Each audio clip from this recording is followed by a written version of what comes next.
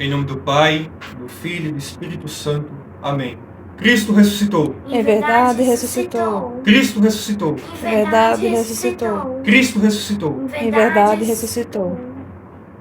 No domingo de hoje nós celebramos o domingo do paralítico. Neste mais um domingo do tempo pascual. Nós vemos no Evangelho hoje um homem que estava perto da piscina de Betsaida, uma piscina onde se reuniam muitos enfermos de todos os tipos de doença, como narra o Santo Evangelho. E naquela piscina, quando o anjo do Senhor descia e fazia as águas se agitarem, o primeiro enfermo que entrava naquela piscina ficava curado de sua enfermidade. E durante 38 anos, aquele homem permaneceu paralítico, desejoso de sua cura. E há 38 anos, ele permaneceu naquele estado de paralisia, naquele estado de enfermidade grave. Quanto tempo de dor? 38 anos. Quanto tempo sofrendo? Quantas dores? Quantas noites sem sono? Quantos dias de fome, por nem mesmo poder se locomover para poder se alimentar? Aquele homem provavelmente seria ajudado a se alimentar por alguém. Mas, durante 38 anos, ele permaneceu ali. Por suas próprias forças, ele não conseguia ir até a piscina para que fosse nela curado quando o anjo do Senhor descia para agitar as águas. E o Evangelho diz que o Senhor Jesus Cristo, chegando naquela piscina, entre todos aqueles enfermos, ele viu aquele paralítico e teve compaixão dele, que estava naquela situação há tanto tempo. E Jesus diz: queres ser curado? E aquele homem fala: Senhor, eu não tenho quem me leve para dentro da piscina quando a água é agitada pelo anjo. Por isso, eu permaneço nesse estado. Então o Senhor diz: toma a tua cama e anda, vai para casa. O Senhor o cura, o próprio Senhor toma a iniciativa de curá-lo. E aquele homem, obedecendo, toma sua cama e começa a andar. Algumas coisas nos chamam a atenção neste Evangelho. A primeira é que, dentro de uma multidão de enfermos, como narra o próprio Evangelho no início, porque o Senhor, que tantas vezes no Evangelho, esperava que as pessoas pedissem a cura, por que que o próprio Senhor, se move para curar aquele paralítico, sem que aquele paralítico tenha pedido? Sem que o paralítico tivesse pedido a Cristo a cura, o próprio Senhor toma a iniciativa. O próprio Senhor tem pena dele e vai até ele para curá-lo. Ele, como narra o Evangelho, que já estava naquela situação há mais de 38 anos. E nós nos perguntamos: por que somente aquele homem recebeu a cura? Porque todos os outros enfermos não receberam a cura de Deus. Não receberam a cura de Cristo. Por que somente aquele homem? Porque somente aquele homem o Senhor teve compaixão. A resposta é muito simples. Diz a Sagrada Escritura que o Senhor se compadece dos humildes, mas rejeita os orgulhosos.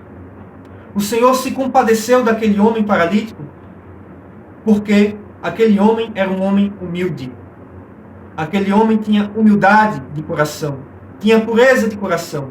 Durante aqueles 38 anos, paralisado e paralítico, durante aqueles 38 anos, aquele homem cresceu diante de Deus em arrependimento, em lágrimas de arrependimento. E em arrependimento, em lágrimas, aquele homem, não blasfemando contra Deus por conta da sua doença, mas com um coração humilde, suplicando a Deus a cura, e com um coração humilde, esperando a cura de Deus, com humildade, esperando o tempo de Deus, sem reclamar e sem blasfemar pela sua condição.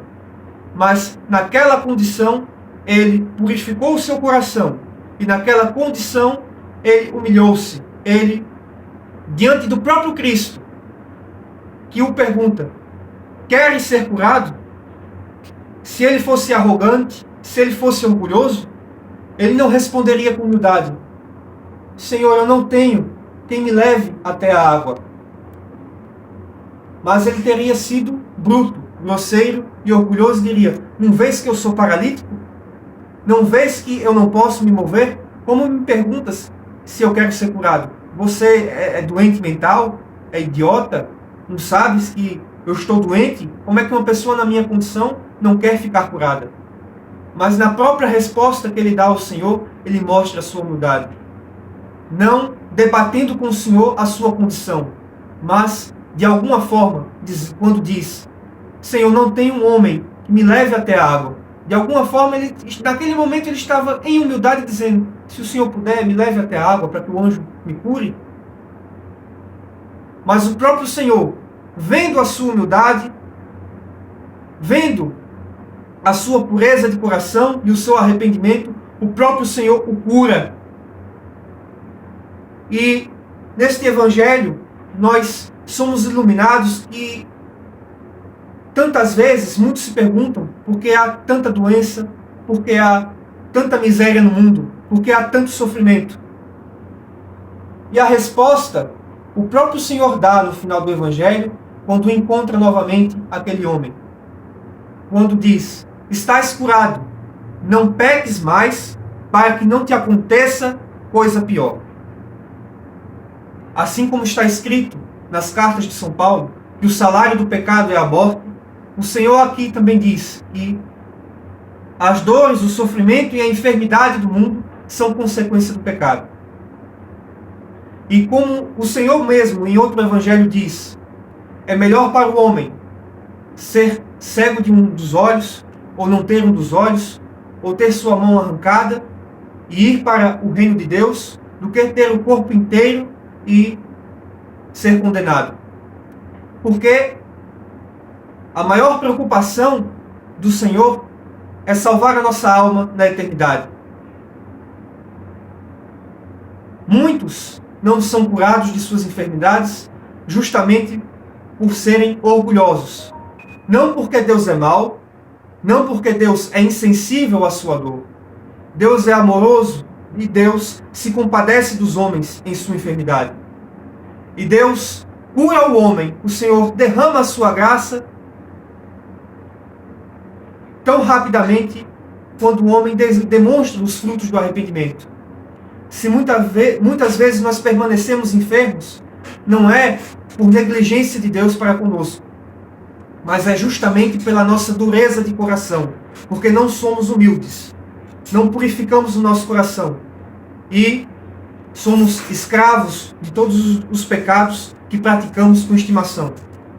São estes pecados, esses pecados que nós estimamos e praticamos, que paralisam a nossa alma e que são o fruto das nossas enfermidades.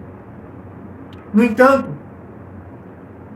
não só porque o pecado que nós praticamos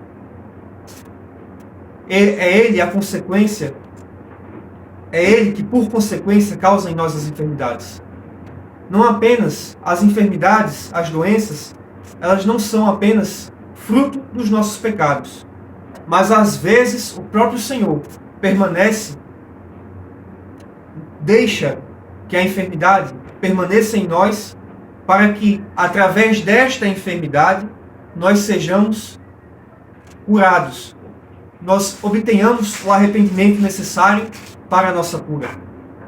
Durante 38 anos, o Senhor permitiu que aquele homem permanecesse em sofrimento, para que, a partir daquele sofrimento, aquele homem obtesse a humildade e o arrependimento necessário para que a graça de Deus tivesse eficácia sobre ele.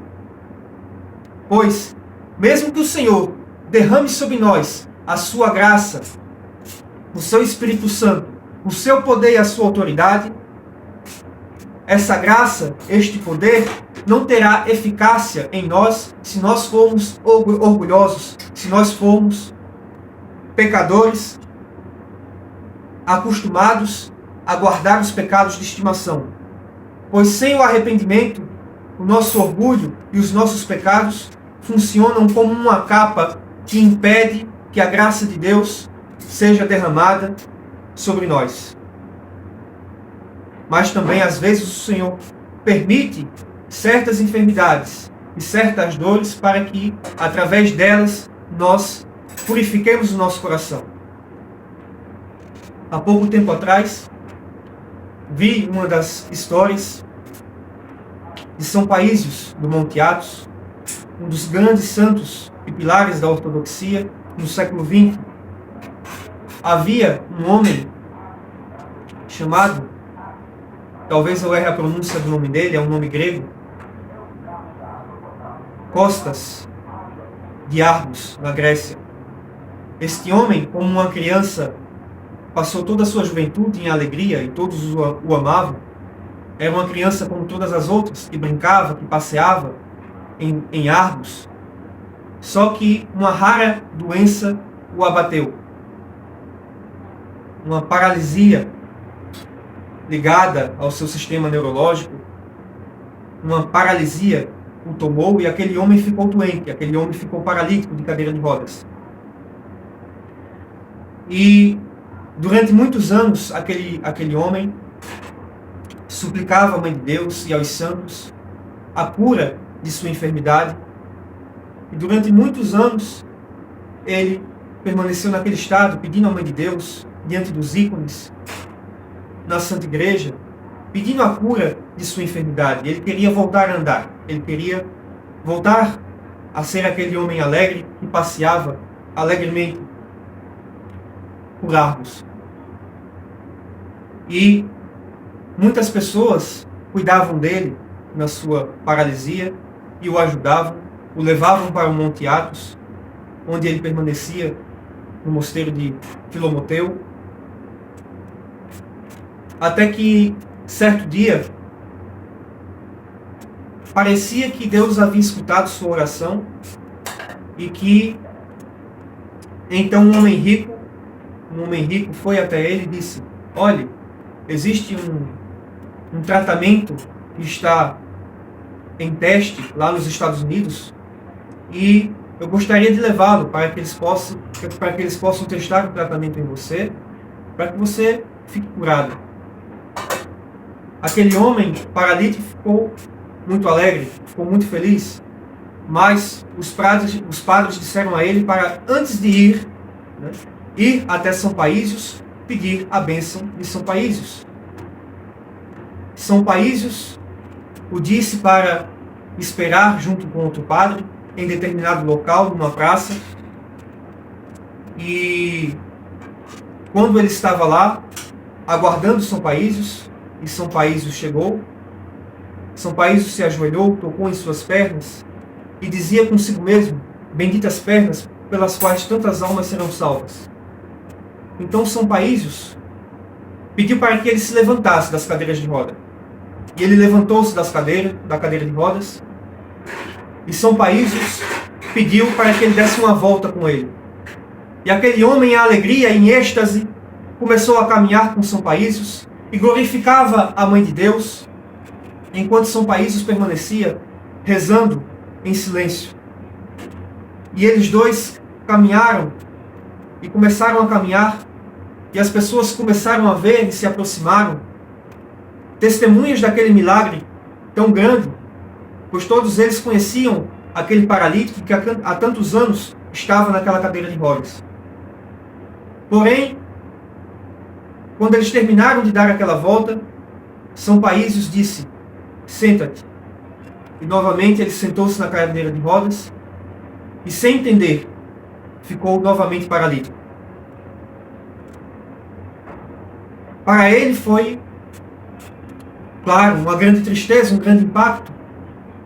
E assim como para nós que ouvimos essa história. E ele então se questionou a São Paísios: mas por que o Senhor, Deus, me dá a cura, mas não me permite que eu permaneça curado? E eu estou aqui novamente preso na cadeira de rodas. Então São Paísios, em poucas palavras, o disse: tu estás neste estado, tu ficarás neste estado, Deus quer que você permaneça neste estado pelo bem, pelo seu próprio bem, pela salvação de sua alma.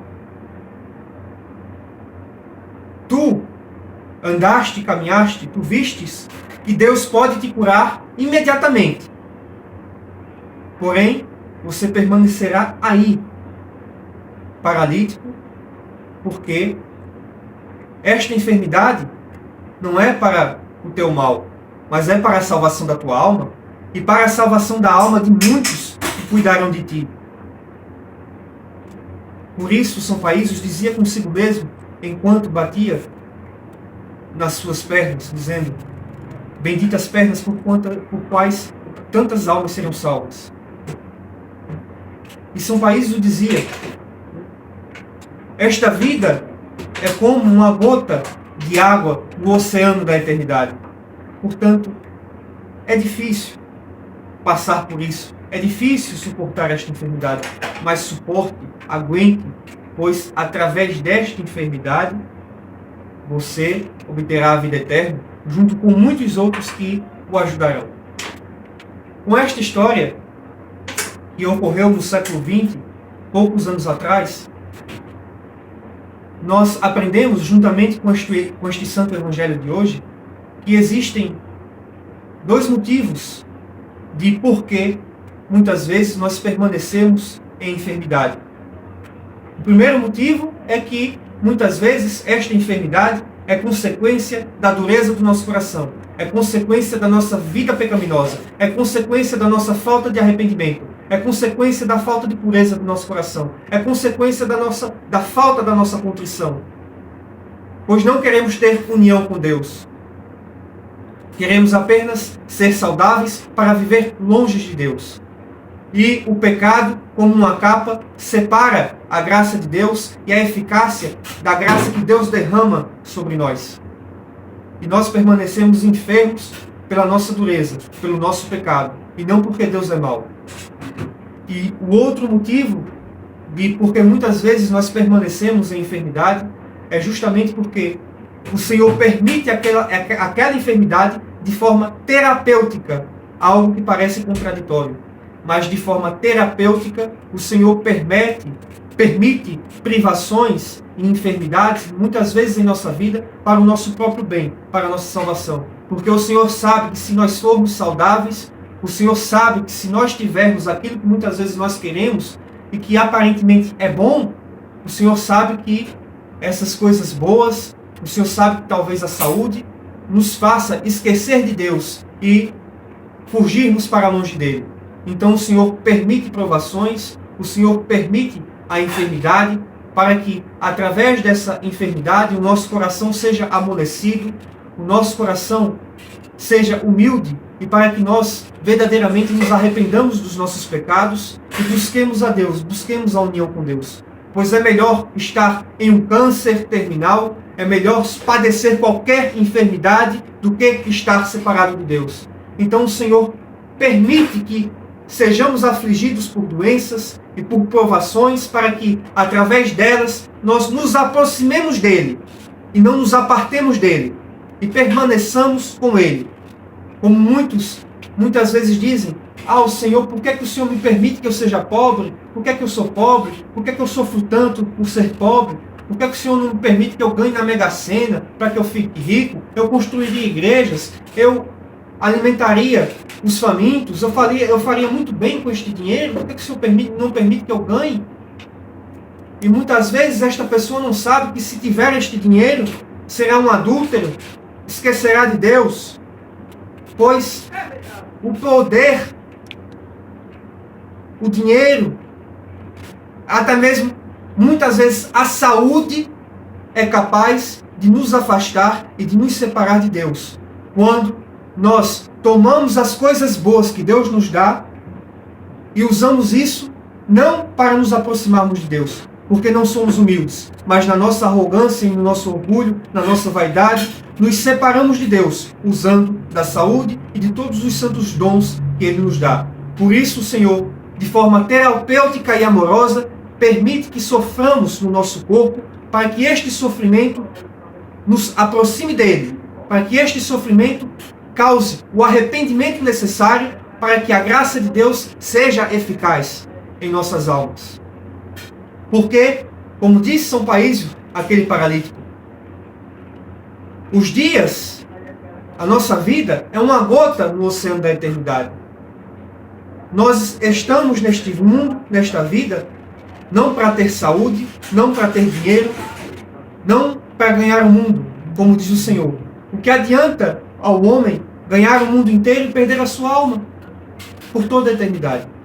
Nós estamos nesta vida, o Senhor nos concedeu o dom da vida para termos comunhão com Ele, para nos arrependermos dos nossos pecados e para o buscarmos de todo o coração, com todas as forças, com toda a mente. Por isso, muitas vezes, o Senhor permite a enfermidade, para que, através dela, nós nos aproximemos dele. E muitas vezes, não tenhamos dúvida, o Senhor quer curar todos os enfermos. O Senhor quer salvar todos os pecadores. Porém, como naquela multidão, em Betsaida, naquela fonte, onde haviam muitos enfermos, só um foi curado, pois só um ali era humilde de coração. Só um ali estava em arrependimento. Só um ali estava pronto para receber a graça de Deus. Todos os outros permaneciam em arrogância, em orgulho, buscando ficar curados pelas suas próprias forças. Nós não somos curados, nós não somos bons por nossas próprias forças, mas pela força e pelo poder de Deus. Não estamos na igreja para sermos bons moralmente, não estamos na igreja para sermos bonzinhos, nós estamos na igreja para nos unirmos a Deus, para nos deificarmos, para sermos participantes da vida divina, para termos comunhão com Deus.